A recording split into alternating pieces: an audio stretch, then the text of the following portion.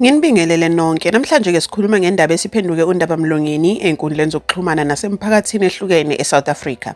Ngokwembiko yamaphoyisa ke kwenziwa umsebenzi endaweni yaseKendal eMpumalanga lapho ke kutholakala khona indawo kusola ukuthi bekhiqizwa khona utshwala bomgunyathi. Amaphoyisa athi kuboshwa abantu abaningi okusola ukuthi bebengenazi incwadi zokuhlala ngokusemthethweni eSouth Africa. Kuphinde kwatholakala utshwala okusola ukuthi bekungewona ngempela imishini esetshenziswa ukwenza amalebuli kanye nezinto zokupakisha lobo tshwala.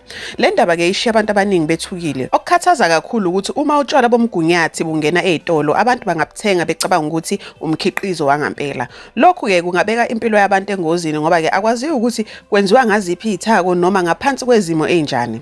Ngemva kokusabalala kwalezi indaba ke abantu abaningi einkundleni zokuxhumana baqale ukuphawula ngamandla. Kukhona ke abathi lesi sigameko sikhombisa ukuthi uhulumeni kufanele aqinise ukulawula ukungena kwabantu ezweni ngokomthetho. Abanye bathi ubugebengu obufana nalobo buyingxenye yenkinga enkulu ebhekene neSouth Africa. Kodwa ke kukhona nabanye abathi kubalekile ukuthi singagxeki bonke abantu abavela kwamanye amazwe ngenxa yezenzo zabantu abathile. Bathi umuntu ngamunye kufanele aphendule ngezenzo zakhe. Futhi labo abaphula umthetho kufanele baboshwe futhi babhekane nengalo yomthetho. Kungakhathaliseki noma abakuleli noma abakwamanye amazwe. Kukhona nevideo ke esabalalile einkundleni zokuxhumana okusola ukuthi ke ikhombisa abantu abatholakala kule ndawo benikwa bona ukuthi bephuze bona lobutshalo okusola ukuthi bebekhiqiza.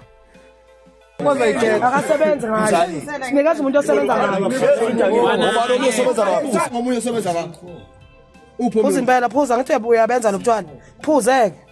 Phuza. Nibulala la eSouth Africa. Uyaphela Phuza.